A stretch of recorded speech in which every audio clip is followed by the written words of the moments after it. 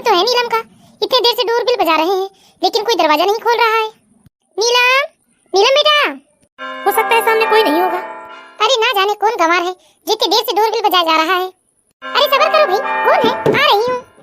अरे नमस्ते समधन जी। हाँ आइए बैठिए ना। वैसे आप लोगों को इधर कैसे आना हुआ? जी हमारे पोते का पहला जन्मदिन है तो उसी का न्योता देने आए हैं। हमने सोचा इसी बहाने हम नीलम का ससुराल भी देख लेंगे। अच्छा अच्छा। नीलम, ओ नीलम जरा सामने आओ, तुम्हारे बुआ फूफा जी आए हैं। अरे बुआ फूफा जी आप कैसे हैं आप लोग? ठीक है नीलम, तुम अपने बुआ फूफा जी को चाय नाश्ता करवाओ, मैं अपने कमरे में जा रही हूँ आराम करने। मेरे सिर में थोड़ा दर्द हो रहा है। वो क्या है ना बुआ जी, आज सुबह से ही मम्मी जी की तबीयत ठीक नहीं है इसलिए वो आराम करने चली गई। आप लोग बैठिए ना, मैं अभी आप लोगों के लिए चाय नाश्ता बना ले आती हूँ। अरे नहीं नहीं बेटा, हम लोग तो बस जा ही रहे हैं। वो तो कार्ड बांटने निकले थे तो सोचा बहुत दिनों से तुझे देखा भी नहीं है, तुझे देखने की इच्छा थी इसलिए हम लोग कार्ड के बहाने आ गए। और ये ले बेटा, ये तेरे भतीजे के पहले जन्मदिन का कार्ड है। तुम लोग जरूर आना बेटा नीलम, और हाँ अपने पूरे परिवार को भी साथ लेकर आना। वो समधन जी की तबीयत खराब है इसलिए समधन जी तो आराम करने चले गई बेटा, इसलिए ये कार्ड हम तुम्हें ही दे देते हैं। जी बुआ जी। ठीक है तो बेटा हम लोग चलते हैं। अरे ऐसे कैसे बुआ जी, कम से कम चाय तो लेनी ही पड़ेगी आप लोगों को। नहीं नहीं बेटा, हम लोग फिर कभी आएंगे, अभी तो हम लोग जरा जल्दी में हैं। नीलम के बुआ फूफा जी मुश्किल से 5-10 मिनट नीलम के ससुराल में रुकते हैं। नीलम के बुआ फूफा जी को नीलम की सास का इस तरह से बेरुखा व्यवहार बिल्कुल अच्छा नहीं लगा, इसलिए वो लोग काट देकर वहाँ से जल्दी ही निकल गए। और जैसे ही नीलम के बुआ फूफा जी वहाँ से जाते हैं वैसे ही नीलम की सास वहाँ आकर बैठ जाती है और नीलम को न जाने क्या क्या सुनाने लगती है। मैंने हमेशा ये बात नोटिस की है कि जब भी मेरे मायके पक्ष से कोई भी आता है तो मम्मी जी का व्यवहार ऐसे ही बेरुखा सा हो जाता है, वो कभी मेरे मायके वालों के साथ बैठती नहीं है। अरे इन लोगों को भी ना संडे के दिन भी चैन नहीं है, बस मुंह उठाए और चलते बने। आए दिन इसके मायके से कोई ना कोई आते ही रहता है। बड़ी अच्छी बहू पल्ले पड़ी है मेरी। अरे समझ में नहीं आता ये इसके मायके वालों को कोई काम धाम होता है या नहीं, जब देखो तब कभी इसका न्योता कभी उसका न्योता, बस मुंह उठाए यही पहुंच जाते हैं। अरे हमारे भी तो मायके वाले थे लेकिन हमारे मायके से तो कभी इतना न्योता नहीं आया। हमारे मायके से तो कोई हर रोज जैसे उठकर नहीं आ जाता जैसे बहू के मायके से आ जाते हैं। अरे शर्म भी नहीं आती इन लोगों को, इस तरह बार बार आते रहते हैं अपनी बेटी के ससुराल। नीलम की सास जब भी नीलम के मायके से कोई भी जाता तो 2-3 दिन तक बस अपने शिकायतों का पिटारा खोलकर बैठ जाती और जानबूझकर नीलम की सास इतने जोर जोर से बोलती ताकि उनकी आवाज नीलम तक सुनाई दे। अरे खास मैंने अपने बेटे की शादी से पहले अपनी बेटी की बात मान ली होती।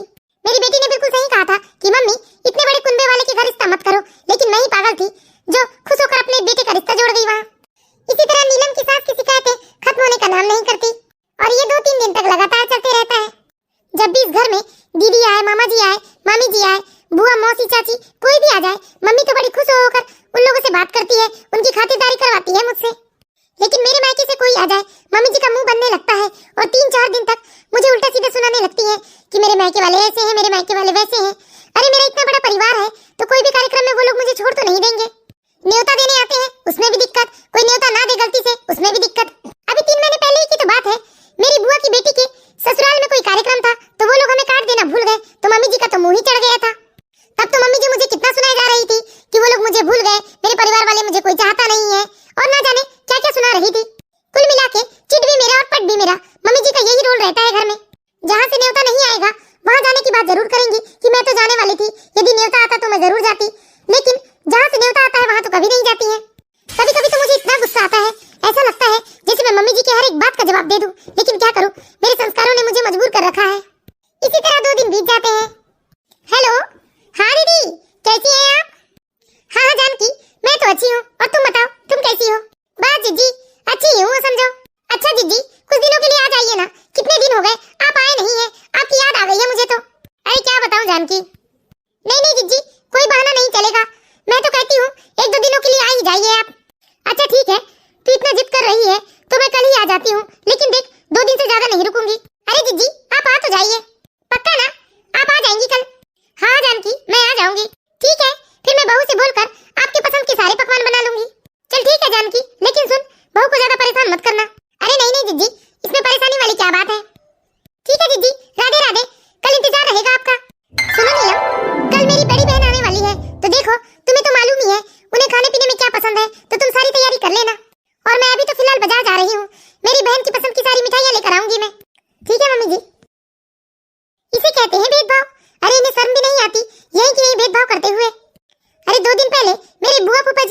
वो भी सिर्फ कार्ड देने, तो इन्हें इतना बुरा लग गया, इनके सिर में दर्द होने लगा कि ये जाकर अपने कमरे में घुस गई। और आज खुद से फोन कर करके अपनी बहन को बुला रही है, और बुलाने के साथ साथ मुझे भिड़ा दिया काम में कि मैं बनाऊं इनकी बहन की पसंद के सारे पकवान। अगर मेरा कोई रिश्तेदार आ गया तो इन्हें एक कप चाय भी भारी लगने लगता है, और अपने खुद के रिश्तेदार आए तो बड़े बड़े मिठाइयों के डब्बे आ जाते हैं घर में। मैं तो अभी चुप हूँ, लेकिन देखती हूँ जिस दिन बुआ जी के यहाँ कार्यक्रम में जाने की बात आई और मम्मी जी ने तमाशा किया, उस दिन तो मैं बिल्कुल चुप नहीं रहूंगी। उसी दिन मैं अपनी सारी भड़ास निकालूंगी। नीलम की शादी को 3 साल हो चुके थे। नीलम अपने ससुराल में ये सब पिछले 3 सालों से झेल रही थी, लेकिन अब धीरे धीरे नीलम की सब्र का बांध टूटने लगा था। लेकिन अब तो नीलम ने भी निश्चय कर लिया था कि वो चुप नहीं रहने वाली है। अब वो अपनी सास की हर एक बात का जवाब देगी। नीलम का पूरा दिन भर का समय पकवान बनाने में निकल जाता है, और दूसरे दिन नीलम की सास की बड़ी बहन आ जाती है। सारा नाश्ता तो मैंने तैयार कर लिया है, लेकिन फिर भी मम्मी जी अब इसमें 50 कमियां गिना देगी मुझे। अरे सुनो बहू, मेरी बहन आ गई है, तुमने सारा नाश्ता तैयार कर लिया है ना? जी मम्मी जी, अभी लेकर आती हूँ मैं सामने। अपनी बहन की कितनी चिंता है इन्हें, इनके सिर का सारा दर्द गायब हो गया। इनके सर में दर्द तो सिर्फ मेरे मायके वालों को देखकर होता है। प्रणाम बड़ी मम्मी। अरे खुश रहो बेटा, कैसी हो तुम? अरे आप भी ना जीजी, इसे भला क्या होगा, मजे से घर में 3 टाइम खाओ, 4 घंटे अपने कमरे में आराम करो। ये आजकल की बहुओं के पास काम ही क्या होता है? अरे मिर्ची मसाला मिक्सी में बांट लेती है, कपड़े वॉशिंग मशीन में धो लेती है, पोछा लगाने के लिए वो कौन सा मोपिंग मशीन आ गई है। अरे सारा काम तो ये लोग मशीन से ही करती हैं, तो भला इन्हें क्या तकलीफ होगी ससुराल में? तकलीफ तो हमारे जमाने में हुआ करती थी बहुओं को। आपको याद है ना जीजी? अरे पूरा साल बीत जाता था, लेकिन कभी हम अपने रिश्तेदारों का चेहरा नहीं देख पाते थे। यहाँ तो हर महीने पूरा कुनबाई उठकर आ जाता है बेटी के ससुराल। आपको याद है ना जीजी, मेरी शादी में आपके ससुराल वाले आपको आने नहीं दिए थे, क्योंकि आपकी जेठानी की डिलीवरी होने वाली थी। पहले तो शादी ब्याह जैसे बड़े बड़े कार्यक्रमों में भी घर की बहुएं अपने मायके वालों के यहाँ शामिल नहीं होती थी, लेकिन आजकल तो अरे कोई पैदा हो गया तो बुला लो, उसका जन्मदिन कर रहे हैं तो बुला लो, किसी की शादी की सालगिरह मना रहे हैं तो बुला लो। और ये आजकल की बहुएं भी कहाँ सास ससुर की बात मानती हैं, कहीं का न्योता निमंत्रण आया नहीं और एक पैर में जाने को तैयार खड़ी रहती हैं। अरे जानकी, ये सब छोड़ना, समय बदल गया है। चल देख बहू ने कितने प्यार से गुलाब जामुन और समोसे बनाए हैं, चल खाते हैं दोनों बहन। हाँ जीजी, कब से समोसे और गुलाब जामुन को ही तो तक रही हूँ मैं। ये समोसे का साइज देख रही हैं आप? अरे कोई आकार प्रकार ही नहीं है, बस अदरक की तरह आरे तिरछे बना दी है बहू ने। नीलम की सास लगातार नीलम की बुराई करते रहती है, लेकिन नीलम भी चुपचाप खड़े होकर सब कुछ सुनते रहती है। नीलम की बड़ी सास 2 दिनों तक रुकती है, और इन 2 दिनों में नीलम की बड़ी सास को नीलम में कोई कमी नजर नहीं आई। 2 दिनों के बाद नीलम की बड़ी सास अपनी बहन जानकी को समझाकर वापस अपने गांव चली जाती है। फिर एक दिन नीलम के चाचा चाची आते हैं। नीलम की चाचा की बेटी की सगाई होने वाली थी, तो बस वो सगाई का निमंत्रण देने आए थे। हे भगवान, फिर कौन आ गया? अरे नीलम, जाकर देखो तो दरवाजे पर कौन है। जी मम्मी जी, अभी देखती हूँ। अरे चाचा चाची जी आप आइए ना। मम्मी जी, मेरे चाचा चाची जी आए हैं, इनके पास और कोई काम तो होता नहीं। जी नमस्ते समधन जी। हाँ नमस्ते समधन जी, आइए बैठिए। कहिए कैसे आना हुआ अचानक? वो क्या है ना समधन जी, मेरी बेटी का रिश्ता तय हो गया है, अगले हफ्ते मेरी बेटी की सगाई है, बस उसी का निमंत्रण देने आए हैं। अच्छा, बधाई हो आप लोगों को। नीलम, अपने चाचा चाची को चाय नाश्ता करवाओ, मेरे तो सिर में बहुत दर्द हो रहा है, मैं जा रही हूँ अपने कमरे में आराम करने। हमेशा की तरह नीलम ने मोर्चा संभाल लिया था, और वो बात संभालते हुए अपने चाचा चाची से कहती है, अरे आप लोग खड़े क्यों हैं चाचा चाची जी, बैठिए ना। वो क्या है ना, मम्मी जी का सुबह से ही सर में बहुत दर्द हो रहा है, इसलिए वो आराम करने चली गई। नहीं बेटा, हम लोग तो बस निमंत्रण देने आए थे। प्रणाम चाचा चाची जी। अरे खुश रहो बेटा, और बताओ कैसे हो बेटा प्रमोद? जी चाचा जी, बस आप लोगों का आशीर्वाद है। हाँ बेटा, हमेशा ऐसे ही खुश रहो तुम लोग। अगले हफ्ते मेरी बड़ी बेटी की सगाई का कार्यक्रम है बेटा, तो आप सब लोगों को सब परिवार आमंत्रित होना है। जी चाची जी, जरूर। ठीक है बेटा, चलते हैं हम लोग। लेकिन चाचा चाची जी, अभी अभी तो आप लोग आए हो, और ऐसे बिना कुछ खाए पिए जाएंगे, अच्छा लगता है क्या? हाँ हाँ भाई, ये अच्छी बात नहीं है, बैठिए ना आप लोग, कुछ खा पी कर जाइए। नहीं बेटा, फिर कभी, अभी तो हम लोगों को निमंत्रण देना है काफी घर में, फिर कभी आएंगे ना बेटा हम लोग। जी जरूर आइए चाची जी। नीलम, कल तो तुम्हारे बुआ जी के पोते का बर्थडे है ना? हाँ जी, है तो। अरे बेटा, इसे भी कौन कौन सा कार्यक्रम याद रहेगा, आए दिन तो इसके मायके में कोई ना कोई कार्यक्रम होते रहता है, पता नहीं कितना बड़ा कुनबा है। और तू ही बता प्रमोद, क्या सबसे रिश्ता निभाना जरूरी है क्या?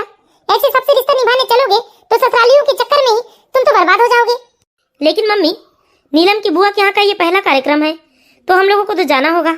लेकिन कल तो मेरी एक इम्पोर्टेंट मीटिंग है, एक काम कीजिए ना, नीलम के साथ आप ही चले जाइएगा। अरे हम तो कहीं नहीं जाएंगे, पहले ही बता देती हूँ। क्यों मम्मी, क्यों नहीं जाएंगी आप? ऐसा क्यों कह रही हैं? और वैसे भी बुआ जी और फूफा जी ने घर में आकर न्योता दिया है, तो हम लोगों का तो जाना बनता है ना, और आपको तो जाना ही चाहिए मम्मी। अरे आलोक बेटा, तू तो घर में नहीं था, तुझे कैसे मालूम इसके बुआ फूफा जी ने खुद आकर मुझे न्योता दिया है? हमको किसी ने न्योता वेता नहीं दिया है। इसके बुआ फूफा जी आए और अपनी लाडली भतीजी को न्योता देकर चले गए। ऐसे होता है क्या? मम्मी जी, आप ये क्या बोल रही हैं? आपने ही तो कहा था ना कि आपके सिर में बहुत तेज दर्द हो रहा है और आप अपने कमरे में चली गई। अरे कमरे में ही तो गई थी, कोई मर नहीं गई थी, घर में ही थी ना, कोई घर के बाहर तो गई नहीं थी। अरे इतना बड़ा कुनबा है तुम्हारा, लेकिन समझ तो नाम मात्र की नहीं है। ऐसे होता है भला? बेटी के ससुराल आओ और बेटी को न्योता देके चले जाओ। तुम्हारे मायके वालों को तो बस अपनी बेटी और दामाद से ही मतलब है। अरे बेटी के सास से थोड़ी ना मतलब है उनको। अरे इतनी भी तो समझदारी होनी चाहिए कि यदि बेटी के ससुराल में न्योता देने गए हैं तो न्योता बेटी को नहीं बल्कि बेटी के सास ससुर को दिया जाता है। इतना बड़ा कुनबा लेकर बैठे हैं, लेकिन समझ तो बिल्कुल भी नहीं है इन लोगों में। अरे हम क्या ऐसे रोड पर ही पड़े हैं जो उठकर कहीं भी चले जाएंगे? मम्मी जी, ये क्या उल्टी बात कर रही हैं आप? मैं क्या उल्टी बात कर रही हूँ? जो होता है इस घर में वही तो बोल रही हूँ। उस दिन तुम्हारे चाचा चाची भी आए तो उन्होंने घाट तुम्हारे हाथ में सौंपा। मम्मी जी, फालतू की बातें मत कीजिए आप। अरे आप ही तो मेरे जैसे रिश्तेदार आते हैं, उनको देखकर कभी सिर दर्द तो कभी कमर दर्द का बहाना बनाकर अपने कमरे में चली जाती हैं। 2 मिनट भी मेरे मायके वालों के साथ नहीं बैठती। और जब आप इतनी बीमारी बताकर जाती हैं अपने कमरे में, तो क्या हम आपको परेशान करें उठाकर? देखिए आप लोग बेकार में बहस मत कीजिए। आपको नहीं जाना है ना तो आप मत जाइए, मैं ही एक दिन की छुट्टी ले लेता हूँ और मैं नीलम के साथ ही चला जाता हूँ। हाँ हाँ बेटा, तू अपना काम धाम छोड़ देना और अपने ससुरालियों के चक्कर काटते रहे, बड़ा अच्छा है तेरा तो। लेकिन मम्मी, किसी को तो जाना पड़ेगा ना, वो लोग खुद घर में आकर न्योता दिए हैं। क्यों बेटा, तुझे इस बात से फर्क नहीं पड़ता कि तेरे ससुराल वाले मेरे घर आकर मेरा अपमान करके गए हैं? लेकिन मम्मी, इसमें अपमान वाली क्या बात है? नीलम कह रही है ना कि आप कमरे में चली गई थी। वाह, तू भी अब इसकी बोली बोल रहा है। हाय राम, मेरी तो किस्मत ही खराब है जो मुझे ऐसी बहू मिली है जिसका कुनबा भी ऐसा है जिसे जिला घोषित कर देना चाहिए। बस काम धाम छोड़ो, कभी इसके बुआ के यहाँ ये है, कभी इसके चाचा के यहाँ वो है, कभी इसके जीजा के यहाँ वो है। अरे इन लोगों के यहाँ कोई काम धंधा होता नहीं क्या? इतना बड़ा कुनबा है, मेरी हिम्मत ही मारी गई थी जो थोड़े से दहेज के चक्कर में आकर इतने बड़े कुनबे वाले के यहाँ से बहू ले आई। ऊपर से मेरा एक बेटा, वो काम धंधा संभाले, अपना घर द्वार देखे, या फिर इतने बड़े कुनबे वाले के यहाँ बस रिश्तेदारी निभाते रहे। अरे काम धंधा नहीं है क्या उसके पास? और रुपए पैसे भी तो लगते हैं ना, फुकट में कहीं आना जाना नहीं होता। अरे हम तो लुट गए, बर्बाद हो गए इनके कुनबे के चक्कर में।